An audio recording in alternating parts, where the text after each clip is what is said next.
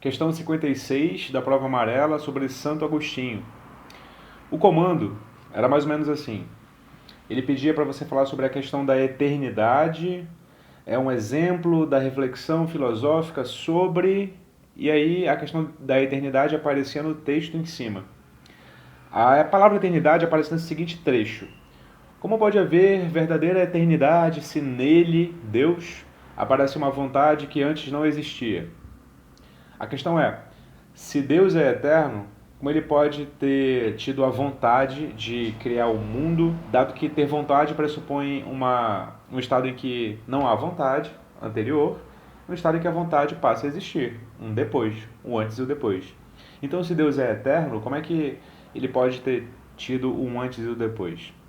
Você teria que lembrar do conceito de eternidade para saber essa questão. O conceito de eternidade, ele não é a mesma coisa que imortalidade.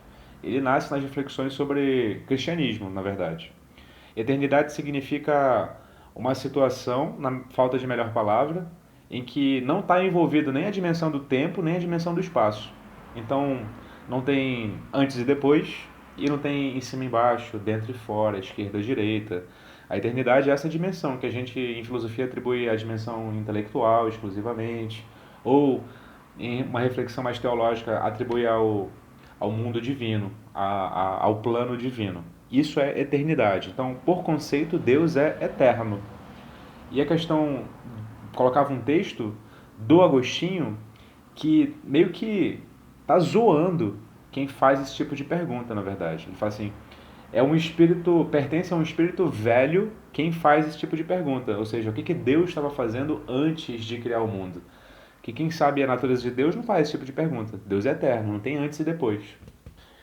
Por isso, dada essa interpretação, a gente vai eliminando algumas questões. Então, a reflexão filosófica não se relaciona, essa reflexão não se relaciona à realidade cotidiana, nem à experiência, é uma reflexão bastante abstrata até, portanto você elimina a C e a E. E essa reflexão deriva da tradição cristã sobre Deus, que naquele momento se apresenta como uma novidade na tradição filosófica, na verdade. Então a B é eliminada. Então restam duas. A que diz que é a essência da ética cristã, a letra A, e a abrangência da compreensão humana, letra D. Então, só voltando, a questão pede, esse texto sobre a eternidade, ele fala sobre que tipo de reflexão filosófica? Sobre a ética cristã ou sobre a abrangência da compreensão humana? Por que ele não fala sobre ética cristã? Porque as perguntas não envolvem questões éticas. O que são questões éticas? Questões sobre valores, sobre bem e mal, certo e errado na conduta humana. Nenhuma dessas questões é sobre isso. Então resta a questão que fala sobre a abrangência da compreensão humana. Nota, eu falei antes que o texto do Agostinho, ele meio que zoa quem faz esse tipo de pergunta. Porque quem faz esse tipo de pergunta, o que Deus estava fazendo antes de criar o mundo, na verdade não compreende o conceito de Deus ou a dimensão de Deus. Então, a reflexão filosófica é sobre a abrangência da compreensão humana. Gabarito, letra D. A próxima questão sobre Tomás de Aquino. Fica comigo.